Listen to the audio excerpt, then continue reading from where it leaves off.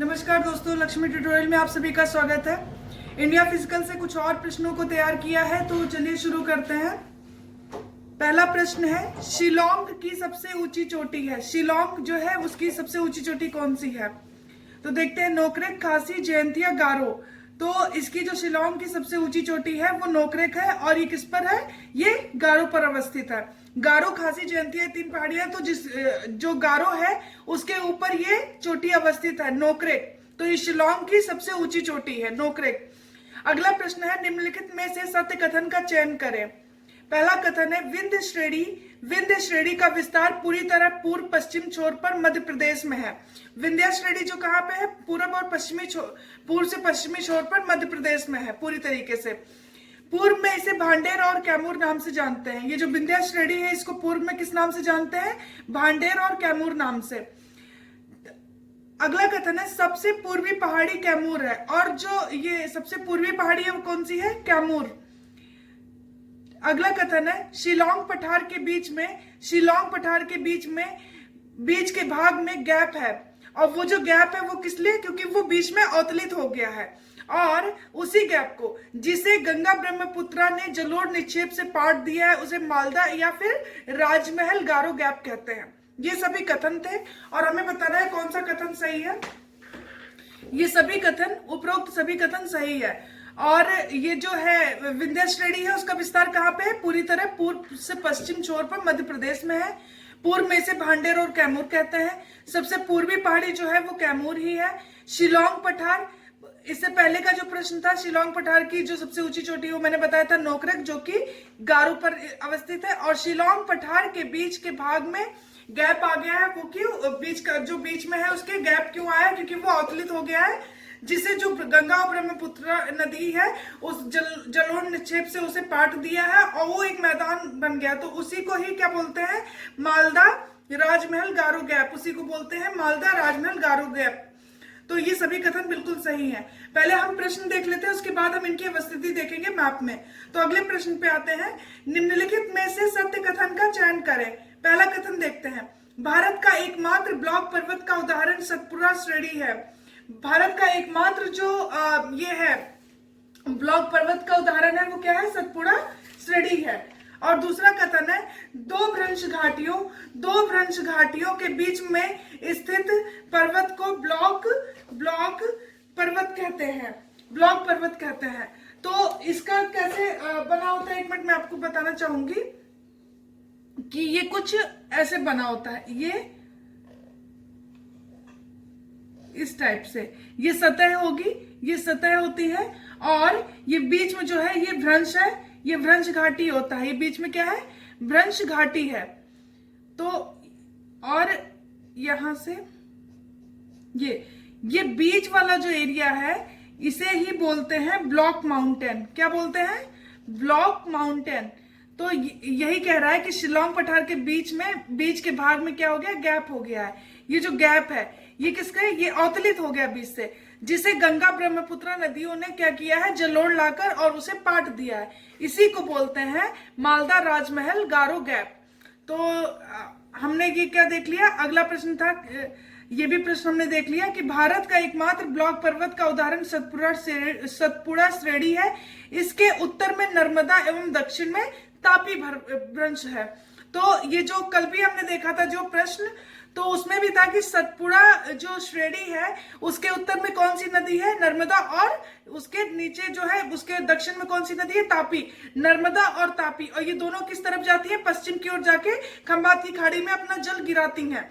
तो ये जो सतपुड़ा श्रेणी है ये ब्लॉक पर्वत का उदाहरण है। और ब्लॉक पर्वत क्यों? क्योंकि इसके उत्तर में क्या है? नर्मदा भ्रंश घाटी है, और दक्षिण में तापी भ्रंश घाटी है, और ये दो भ्रंश घाटियों के बीच में ये श्रेणी है।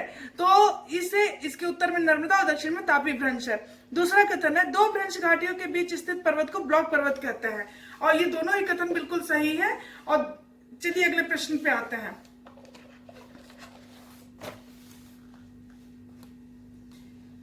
अगला प्रश्न है, इसमें हमें सत्य कथन का चयन करना है। सतपुड़ा पश्चिम से पूर्व की ओर तीन पहाड़ियां। सतपुड़ा जो है क्या है? सतपुड़ा जो श्रेणी है उसके पश्चिम से पूर्व में तीन पहाड़ियां हैं। कौन सी? राजपीपला, महादेव और मैकाल।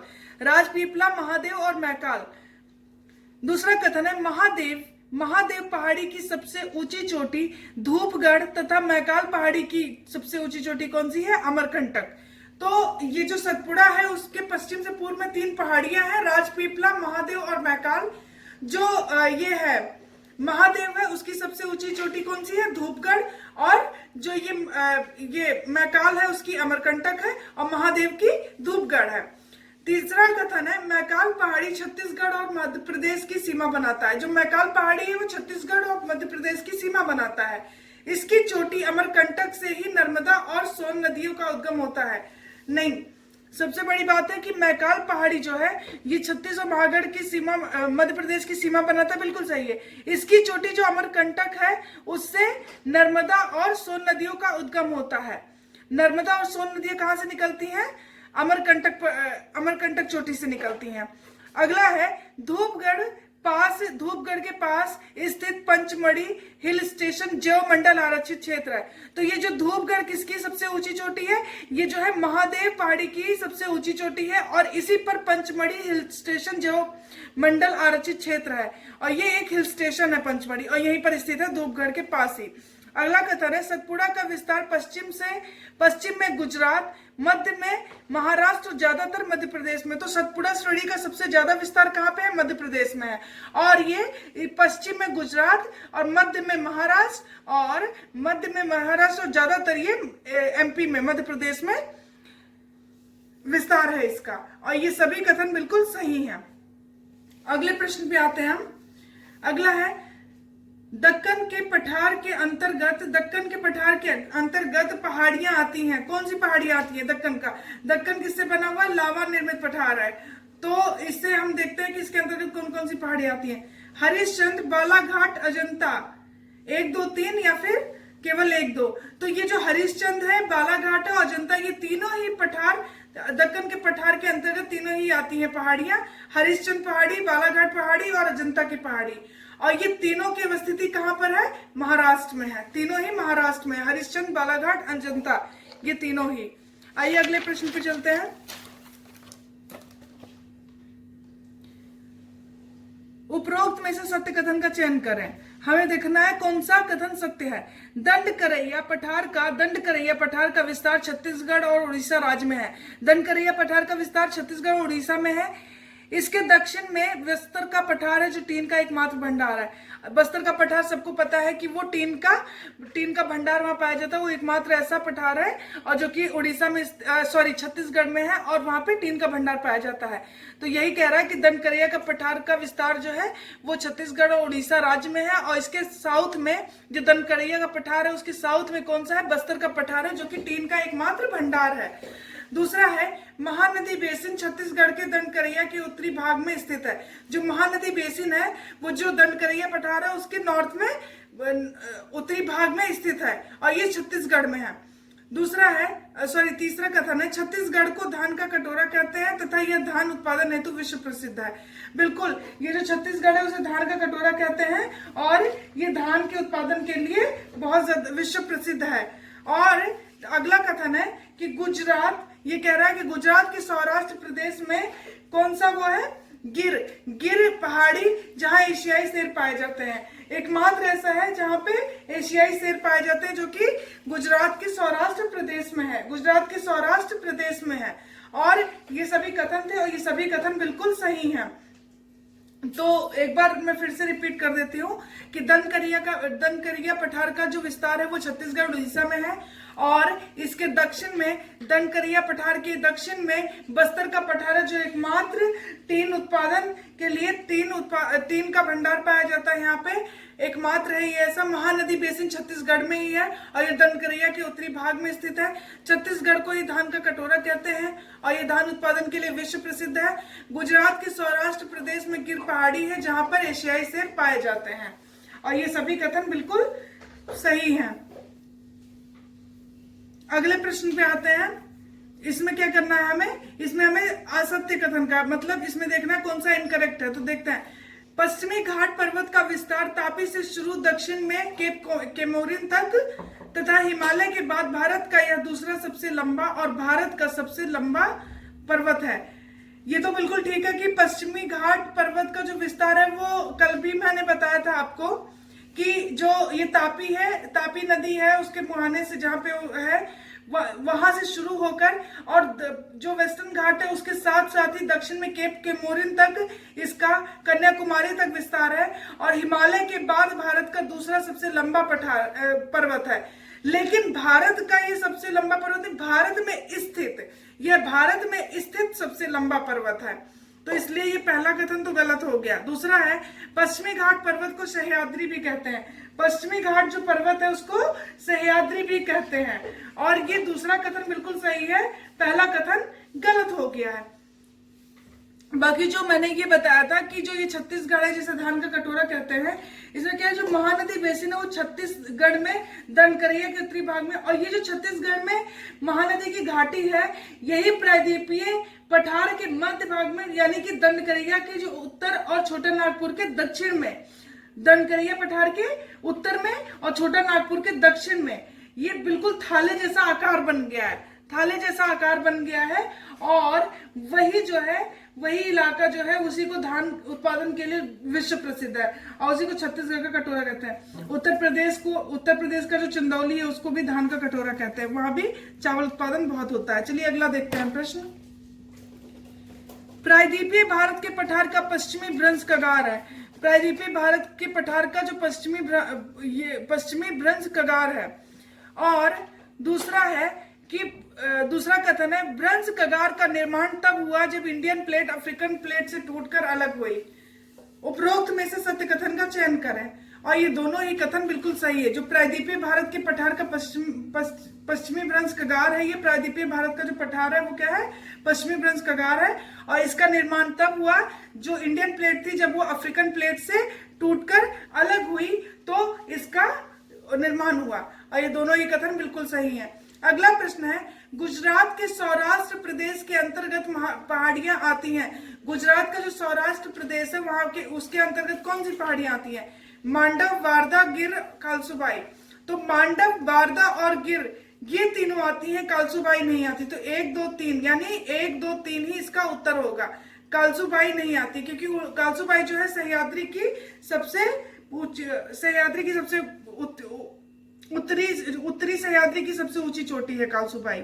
और यही अगला प्रश्न भी है कि उत्तरी सह्याद्री की सबसे ऊंची चोटी कौन सी है, उत्तरी सह्याद्री की सबसे ऊंची चोटी कौन सी है, कालसुबाई, महाबलेश्वर, ब्रह्मगिरी, कुद्रेमुख।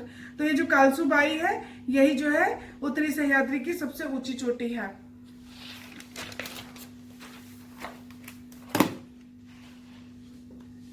अगला प्रश्न है, इसमें से हमें सही क्रम में ये कुछ पहाड़ियां दी गई, चोटियां दी गई है, इनको हमें सही क्रम में व्यवस्थित करना है। कुद्रेमुख, ब्रह्मगिरी, कालसुबाई, महाबलेश्वर, तो इन्हें हम सही क्रम में अगर तो हमने क्या बताया कि सह्याद्री की सबसे पहली चोटी है, यहाँ से स्टार्ट होगा कालसुबाई, सबसे पहले होगा कालसुबाई, कालसुबाई के बाद है महाबलेश्वर, फिर कौन सा है कुद्रेमुख और फिर है ब्रह्मगिरी। तो होगा 3 4 2 1 2।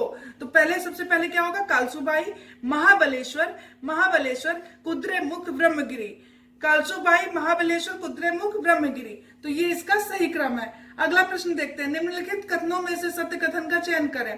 पहला कथन है कर्नाटक के पश्चिमी घाट पर कुद्रेमुख और ब्रह्मगिरी चोटी स्थित है। मतलब ये जो कुद्रेमुख और ब्रह्मगिरी जो है वो कर्नाटक के पश्चिमी घाट पर कुद्रेमुख और ब्रह्मगिरी चोटियां, तो ये कर्नाटक में इनकी अवस्थिति है कुद्रेमुख और ब्रह्मगिरी का। दूसरा कथन है कावेरी नदी ब्रह्मगिरी से निकलती है, तमिलनाडु में प्रवाहित होती है। जो कावेरी है उसका उद्गम कहाँ से होता है, ब्रह्मगिरी से होता है, वो तमिलनाडु में प्रवाहित होती है।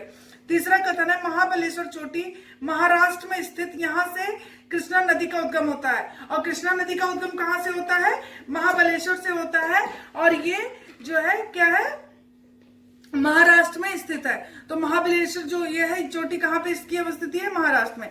अगला कथन है नीलगिरी की सबसे ऊंची चोटी डोडा बेटा और दक्षिण भारत की दूसरी सबसे ऊंचा शिखर भी है। नीलगिरी की सबसे ऊंची चोटी कौन सी है, डोडा बेटा है, और ये दक्षिण भारत का दूसरा सबसे ऊंचा शिखर भी है। अगला कथन है नीलगिरी पर्वत पर शांत घाटी जो अपनी जैव विविधता के लिए विश्व विख्यात है, जो कि विख्यात है। यह केरल राज्य में स्थित है। नीलगिरी में जो पर्वत है, नीलगिरी पर्वत है जो, वो नीलगिरी डिस्ट्रिक्ट के नाम से ही इसका नीलगिरी पर्वत है, जो कि पूर्वी और पश्चिमी घाट की जो श्रेणियां हैं वो आकर साउथ में मिल जाती हैं और एक घाट का निर्माण करती है, उसी को बोला जाता है नीलगिरी पर्वत। वहीं पर ही शांत घाटी है और इसका अवस्थित कहाँ पे है, ये नीलगिरी का, इसका जो है तमिल और कर्नाटक और केरला में है। तो केरला में ही ये जो नीलगिरी का विस्तार है, उसी पर ही शांत घाटी है, ये साइलेंट वैली है। ये अपनी जैव विविधता के लिए विश्व विख्यात है और ये केरल राज्य में स्थित है और ये सभी कथन बिल्कुल सही हैं। तो थोड़ा सा हम मैप देख लेते हैं और मैप में अगर सही से नहीं दिखेगा तो मैंने खुद से भी कुछ मैप को कुछ मैपिंग की है, तो उसमें शायद अच्छे से दिखे।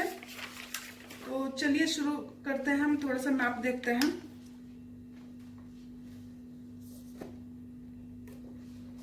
पहले हम इसमें देख लेते हैं, ये इंडिया फिजिकल, ये इंडिया का मैप है। तो इसमें देखेंगे हम कि जो सौराष्ट्र प्रदेश है गुजरात का, वहां की जो 3 ये है, तो हम इन्हें देखते हैं। मांडव पहाड़ी ये रही, ये है वारदा और ये है गिर। यहीं पर ही एशियाई शेर पाए जाते हैं। तो ये तीनों पहाड़ियां हैं, कहाँ पे हैं, सौराष्ट्र प्रदेश में है। तीनों है मांडव और कौन सी है, वारदा और गिर। मांडव, वारदा, गिर, ये तीनों पहाड़ियां। उसके बाद नीचे आते हैं तो ये है कालसूबाई, ये है कालसूबाई, ये है कालसूबाई। उसके बाद ये है महाबलेश्वर, उसके बाद कुद्रेमुख, ये है ब्रह्मगिरी। तो हमने क्या देखा था, ये जो महाबलेश्वर यहाँ से कृष्णा और ब्रह्मगिरी से कावेरी निकलती, और कावेरी कहाँ पे प्रवाहित होती है, तमिलनाडु में। उसके बाद ये रही डोडा बेटा।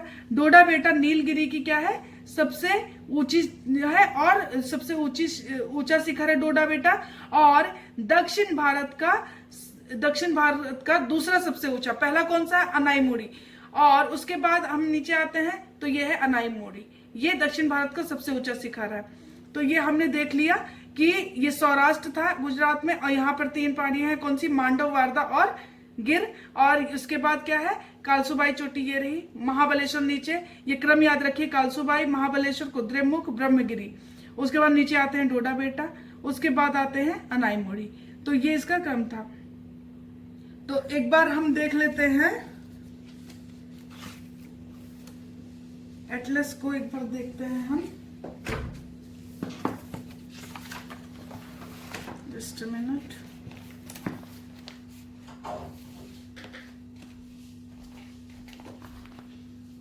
अब हम देखेंगे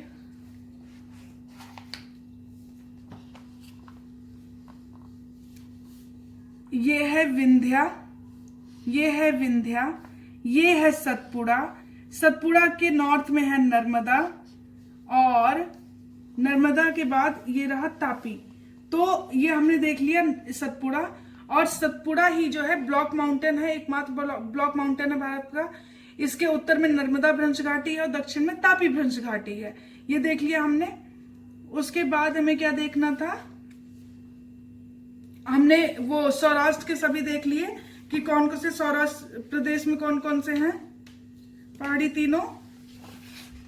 अब हम देखेंगे किसकी अवस्थी देखनी आती है।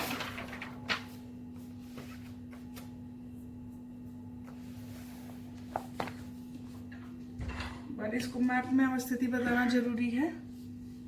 ये रही कालसूबाई, हरिश्चंद्र, महाबलेश्वर, ये देख लिया हमने। ये डोडा बेटा है, ये नीलगिरी हिल्स है, ये नीचे, और यहीं से ही महाबलेश्वर से ही कृष्ण निकलती है। उसके बाद हमें क्या देखना था, नॉर्थ ईस्ट में देख लेते हैं एक बार हम फिर से। ये है शिलोंग, और शिलोंग में मैंने बोला था शिलोंग पठार का जो सबसे ऊंचा है ये शिखर है वो किस पे है, गारो पर है। और गारो पे जिसकी शिलोंग पर पठार की सबसे ऊंची चोटी कौन सी थी, नोकरेक, और इसी गारो पर ही नोकरेक अवस्थित है। ये रहा गारो, खासी जयंतिया गारो पर अवस्थित है। उसके बाद मिकिर और रेंगमा सबको पता असम में है। तो ये हमने आज मैप देख लिया, जो जो हमने पढ़ा उसके बारे में देख लिया है। डेली हम थोड़ा थोड़ा ऐसे ही करेंगे। और आज के लिए इतना ही। अगर आपको वीडियो अच्छा लगता है तो प्लीज लाइक और सब्सक्राइब करें। Thank you so much.